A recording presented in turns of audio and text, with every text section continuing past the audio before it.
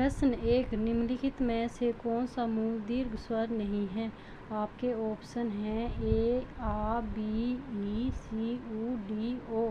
आपका जवाब है डी, ओ। प्रश्न 2, हिंदी में ध्वनियाँ कितने प्रकार की होती हैं? आपके ऑप्शन हैं ए 2, बी 4, सी 8, डी 10। आपका जवाब है ए 2 प्रकार की। प्रश्न 3, मात्रा के आधार पर स्वर कितने प्रकार के होते हैं?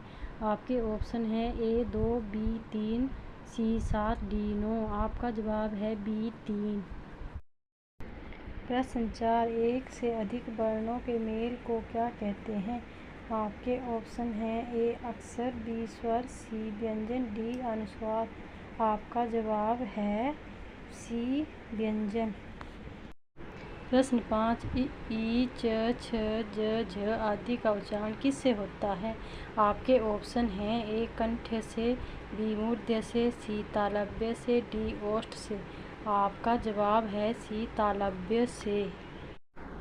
प्रश्न 6, जिनका उच्चारण स्वतंत्रता से होता है और जो व्यंजन के उच्चारण में सहायक होते हैं उसे क्या कहते हैं? आपके ऑप्शन हैं ए संज्ञा, बी स्वर, सी व्यंजन, डी विसर्ग। आपका जवाब है बी स्वर। प्रश्न 7, निम्नलिखित में से कौन सा एक दीर्घ स्वर नहीं है? आपके ऑप्शन हैं A B E, C A, D A. आपका जवाब है बी ई। प्रश्न 8, निम्नलिखित में से अंतस्थ व्यंजन कौन सा है?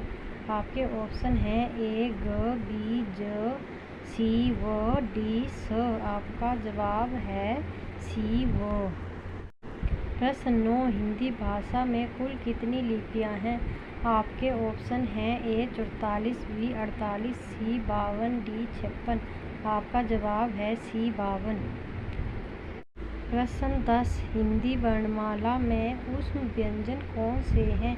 आपके ऑप्शन हैं ए श, श, ह, बी त, थ, द, ध, सी ट, ठ, ड, ढ, डी इनमें से कोई नहीं। आपका जवाब है ए श, श, ह। 11, य, र, ल, व को कौन सा व्यंजन कहते हैं? आपके ऑप्शन हैं ए स्पर्श व्यंजन, बी अंतस्थ व्यंजन, सी ऊष्म व्यंजन, डी इनमें से कोई नहीं। आपका जवाब है बी अंतस्थ व्यंजन। प्रश्न 12, निम्नलिखित में से कौन ऊष्म व्यंजन है? आपके ऑप्शन हैं ए ह, बी ल, सी म, डी ज।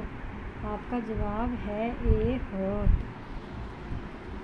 प्रश्न 13, जब एक ही ध्वनि का द्वित्व हो जाए तो वो क्या कहलाता है? आपके ऑप्शन हैं ए संयुक्त ध्वनियाँ, बी युग्मक ध्वनियाँ, सी संपृक्त ध्वनियाँ, डी पारस्परिक ध्वनियाँ। आपका जवाब है बी युग्मक ध्वनियाँ। प्रश्न 14, अनुस्वार किसका कार्य करता है? आपके ऑप्शन हैं ए विसर्ग का, बी चंद्र बिंदु का, सी पंचम वर्ण का, डी स्वर का। आपका जवाब है सी पंचम वर्ण का। प्रश्न 15, ए वर्ण क्या कहलाते हैं? आपके ऑप्शन हैं ए नासिक्य, बी मूर्ध्य, सी ओष्ठस्थ, डी कंठ तालव्य। आपका जवाब है डी कंठ तालव्य।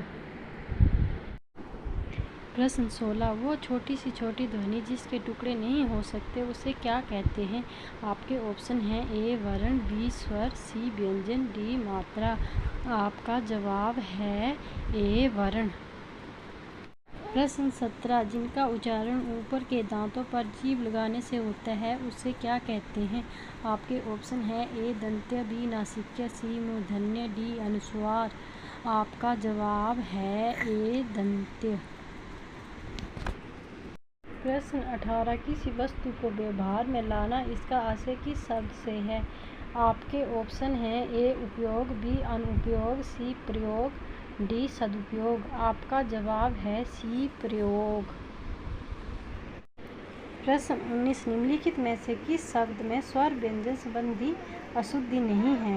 आपके ऑप्शन हैं ए आरोग्य, बी ईसाई, सी ऊर्जस्वी, डी आतुशुक्य। आपका जवाब है सी ऊर्जस्वी। प्रश्न 20। जो संज्ञा सर्वनाम आदि शब्दों से जुड़कर नए शब्दों की रचना करते हैं उन प्रत्ययों को क्या कहते हैं? आपके ऑप्शन है ए तद्धित प्रत्यय, कृदंत प्रत्यय, सी संस्कृत प्रत्यय, डी अनीय प्रत्यय। आपका जवाब है ए तद्धित प्रत्यय।